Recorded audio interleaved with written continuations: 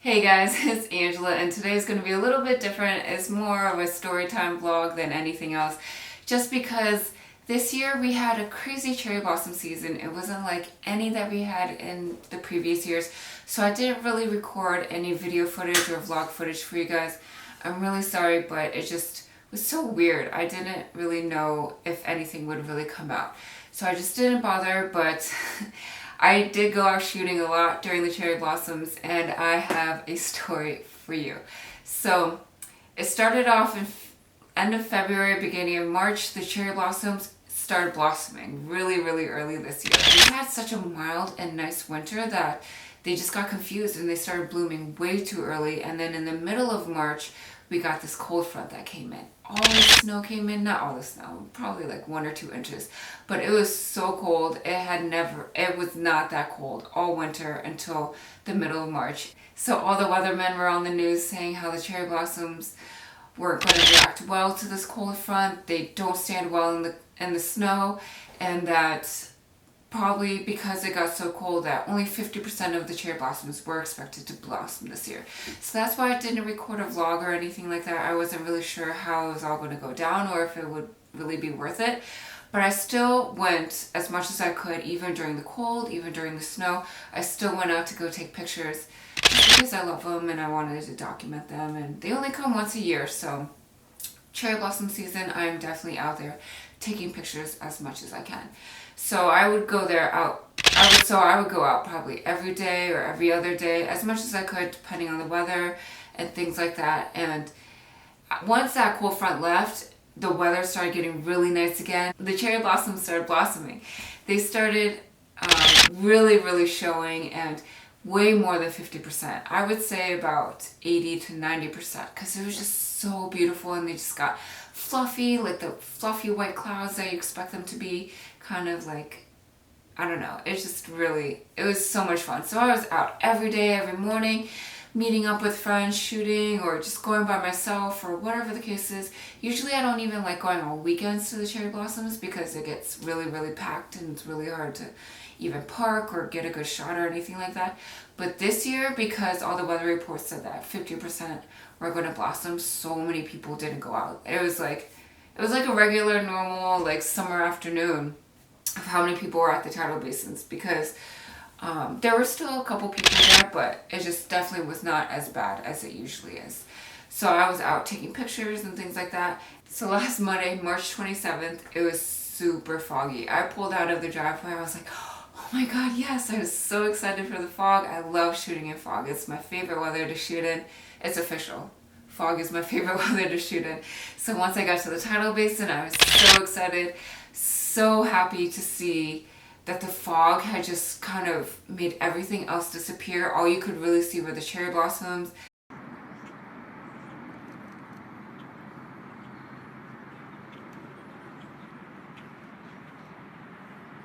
Even at some point after the sun had risen up in the sky, you couldn't even see the Washington Monument anymore. You couldn't see the Jefferson Memorial anymore. It was just so muted, and it was just so beautiful. The cherry blossoms had just started to turn pink at that time, so it was just an amazing time to be out. I was out from I probably got there like around 6:15ish, and sunrise doesn't rise until about 7 o'clock. And then I was out there until 9 or something like that, because I was just having so much fun shooting and just taking all these awesome fog pictures. You don't really get a lot of fog and cherry blossoms at the same time.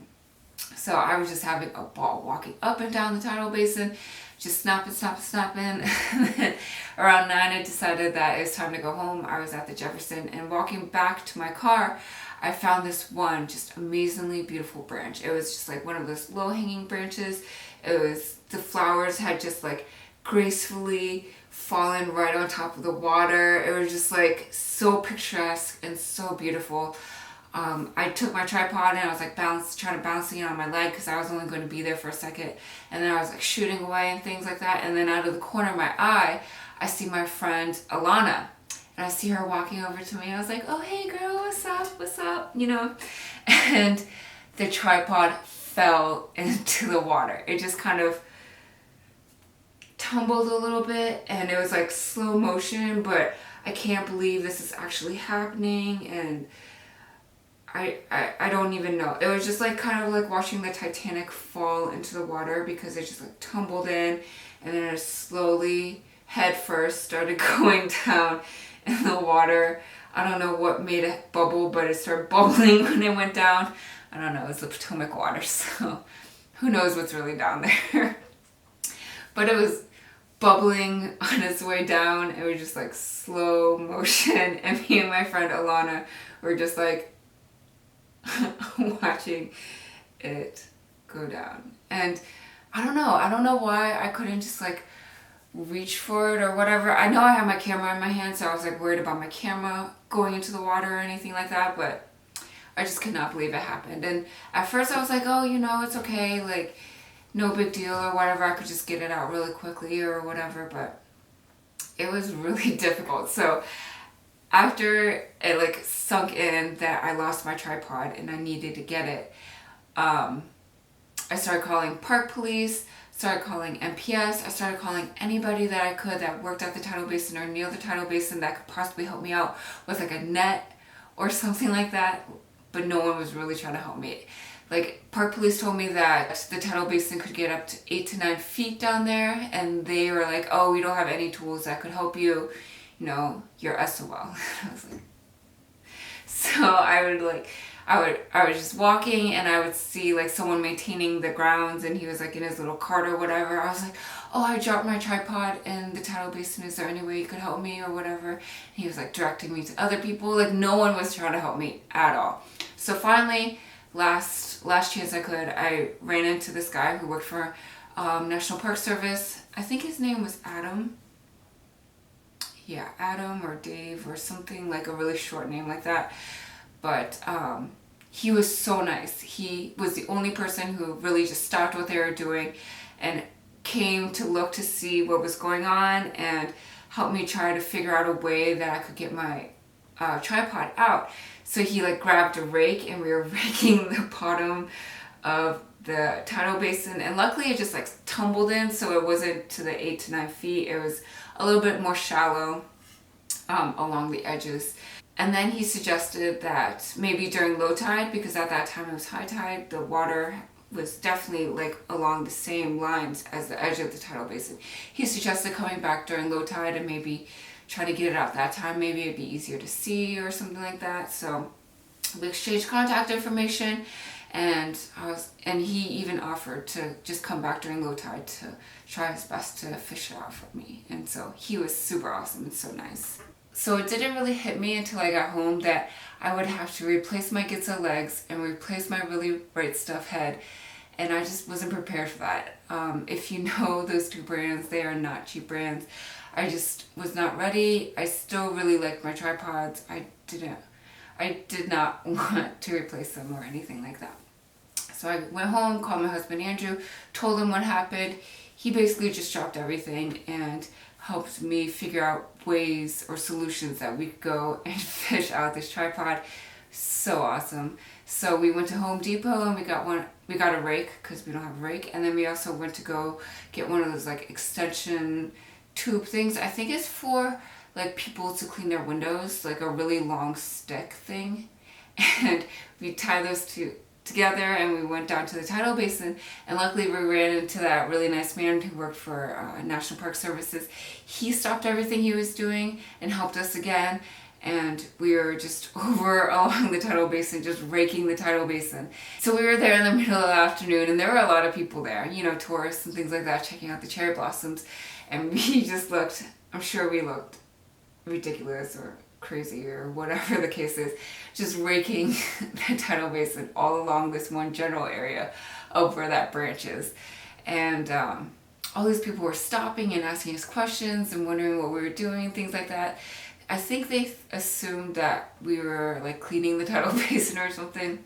I have no idea, but there were a lot of people who just stopped and watched us, which was kind of embarrassing. And I was sitting along the edge of the tidal basin trying to figure out where it was, because at that point it was low tide, and we were hoping that it would be easier to see what was down there during the low tide. So I was just like sitting along the edge, and my shoe fell in.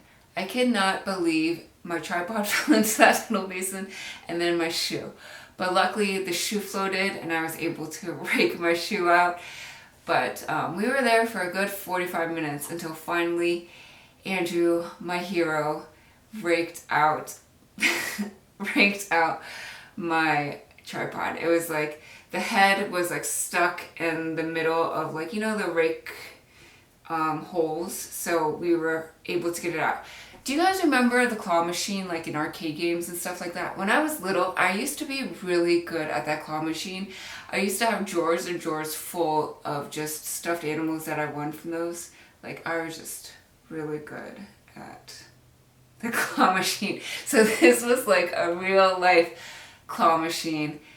But so he told me to just like slowly lift it up, straight up in the air, and he was just going to reach down and get it.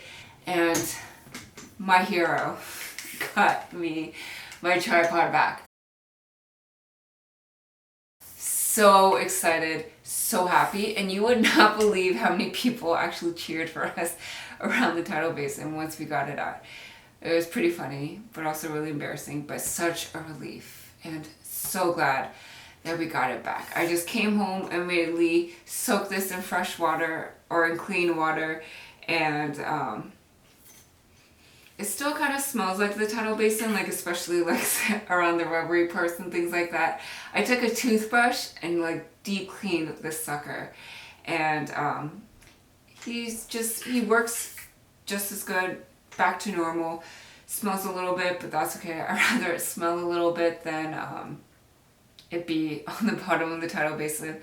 But I'm just so glad it's back, and I don't know, for some reason I just felt the need to share that story with you. I was just so happy and so excited that day. It was just foggy weather, so nice. I saw my friend, I was so excited, not paying attention. Yes, I'm really clumsy and I need to pay more attention, but I'm just glad it's back. So for the rest of the cherry blossom season, it was just awesome, really nice. Flowers were amazing, got some really good shots that I'm really happy with, and yeah, that was my 2017 cherry blossom story for you. I hope you liked it. If you liked it, please give this video a thumbs up, and if you'd like to see more videos like this, or actually no, not more videos like this where I lose stuff or I'm like clumsy or anything like that, but if you'd like to see more videos about photography, please subscribe to this channel, and thanks so much for watching. I'll see you guys later.